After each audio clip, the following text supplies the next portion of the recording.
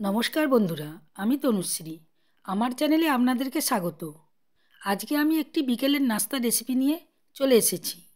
1 cup ময়দা ও একটি আলু দিয়ে যে এত সুন্দর সুস্বাদের একটি মজার নাস্তা বানানো যায়, আপনারা না দেখলে কেউ বিশ্বাসই করবেন না। বানানো খুবই সহজ। আপনারা বিকেলের নাস্তা হিসেবে এটা ঝটপট করে বানিয়ে নিতে পারেন। খেতেও খুবই টেস্টি হয়। এটি একটি হেলদি রেসিপি।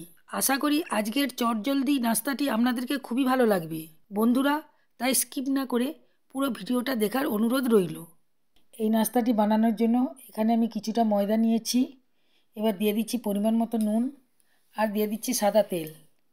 শুকনো উপকরণগুলোকে একসাথে ভালোভাবে মাখিয়ে নিচ্ছি। শুকনো উপকরণগুলি ভালোভাবে মাখানো হয়ে গেছে। এবার দিয়ে দিচ্ছি জল। এইভাবে মাখাতে মাখাতে একটা ডোয়ের আকারে চলে এসেছে। এটাকে যত বেশি দলে নেব নাস্তাটি আমার তত সুন্দর হবে। দোলা হয়ে গেছে। এবার ঢাকা দিয়ে রেখে দিচ্ছি। এদিকে আমি একটা কড়াই চাপিয়েছি। কড়াইয়ে তেল দিয়ে দিয়েছি। দিয়ে দিচ্ছি গ্রেট করা রসুন, দিয়ে দিচ্ছি গ্রেট করা আদা, আর দিয়ে দিচ্ছি পেঁয়াজ কুচি। এটাকে আমি ভালোভাবে ভেজে নিচ্ছি। দেখুন একটু ভাজা গেছে, নরমও হয়ে গেছে আগের থেকে। আর এখানে আমি আলু দিয়ে দিয়েছি। আলুগুলোকে ছোট ছোট টুকরো টুকরো করে চৌকো করে কেটে দিয়েছিলাম। দিয়ে দিয়েছি হলুদ গুঁড়ো, লঙ্কা গুঁড়ো, দিয়ে এটাকে ভালোভাবে একটু ভেজে নিয়েছি। এবার দিয়ে দিচ্ছি কাঁচা লঙ্কা কুচানো আর পরিমাণ মতো নুন। দিয়ে দিয়েছি জিরা গুঁড়ো, ধনিয়া গুঁড়ো, দিয়ে এটাকে একটু ভালো করে ভেজে নিচ্ছি। একটু ভাজা ভাজা হয়ে গেলে এবার দিয়ে দিচ্ছি জল। ভাজতে ভাজতে আলুগুলো অর্ধেক সেদ্ধ হয়ে গেছে। ঢাকা দিয়ে এটাকে একটু কুক করে নিচ্ছি। এই তরকারিটা আমি একটু শুকনো শুকনো এটা করব, তাই জন্য আর জল দেবো না। এইটাকেই ভাজতে ভাজতে শুকনো হয়ে যাবে। এবার দিয়ে দিয়েছি ধনেপাতা। গ্যাসটাকে অফ করে এবার একটু নেড়ে চেড়ে নিচ্ছি। তরকারিটা আমার সম্পূর্ণ রেডি হয়ে গেছে। এবার এটাকে নামিয়ে রাখবো। এবার আমি ঢাকাটা খুলে নিয়েছি। আবার একটু ভালো করে দলে নিচ্ছি। যত বেশি দলবো নাস্তাটা তত বেশি খেতে সুন্দর হবে।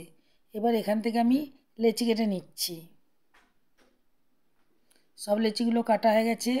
এটাকে আমি গোল করে নিচ্ছি। এইভাবে আমি সব লেচিগুলোকে গোল করে নিয়েছি। এখান থেকে একটা নিয়ে এবার আমি এটাকে বেলে নেব। এবার একটু ময়দা ছড়িয়ে দিচ্ছি। এটাকে ময়দা ছড়িয়ে আমি বেলে নেব। এবার এটাকে আমি বেলে নিচ্ছি। যেমন রুটি করি সেই রকম একটা গোল রুটি বানিয়ে নেব। দেখুন একটা রুটির মতো বানিয়ে নিয়েছি। এই রকম পাতলা হয়েছে। এবার আমি মধ্যিখানে পুরটা দিয়ে দিচ্ছি। যে আলুর তরকারিটা বানিয়েছিলাম সেটা দিয়ে দিয়েছি। এবার চারদিকে আমি জল লাগিয়ে নিচ্ছি। এবার আমি একটা ভাঁজ করে দিচ্ছি। ওই দিক থেকেও একটা ভাঁজ করে দিচ্ছি। পুনরায় আবার চারদিকে জল লাগিয়ে দিয়েছি। দিয়ে এইভাবে এগুলাকে ভাঁজ করে নিয়েছি। এটা একটুও খুলবে না, এই রকমই থাকবে। আপনাদেরকে আরেকটা দেখাচ্ছি কিভাবে বানাতে হয়। আগের মতোই এটাকে আমি গোল রুটির মতো করে নেব। রুটির মতো হয়ে গেছে। মধ্যিখানে আমি তরকারিটা দিয়ে দিয়েছি। দিয়ে চারদিকে জল দিয়ে দিয়েছি যাতে এটা খুলে না যায়। এবার এদিক থেকে একটা পাট দিয়েছি, ওদিক থেকে একটা পাট দিয়ে আবার জল লাগিয়ে নিচ্ছি। নিয়ে এইভাবে দুই দিকে পাট দিয়ে একটা চৌকো শেপ করে নিয়েছি।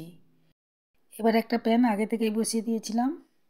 একটু হালকা গরম হতেই আমি আলুর পুরভরা নাস্তাটি এখানে দিয়ে দিচ্ছি। এটাকে আমি প্রথমে হালকা সেঁকে নেব। এই জন্য আমি এগুলাকে একটা একটা করে উল্টে দিচ্ছি। উল্টানো হয়ে গেছে। এবার আমি তেল দিয়ে দিচ্ছি। এটা আগে সেঁকে পরে তেল দিলে এটা সুন্দরভাবে ফুলবে এবং কালারটাও খুব সুন্দর আসবে। খুবই কম তেলে এটা ভাজা হয়ে যায়। খুবই হেলদি নাস্তা হয়। দেখুন বন্ধুরা, খুবই অল্প তেলের মধ্যে কালারটা কত সুন্দর এসেছে এবং কত সুন্দর ফুলেছে। এবার আমি নাস্তাগুলোকে একটা একটা করে উঠিয়ে নিচ্ছি। যখনই নাস্তা খেতে ইচ্ছে করবে তখনই এটা ঝটপট করে বানিয়ে নেওয়া যায়।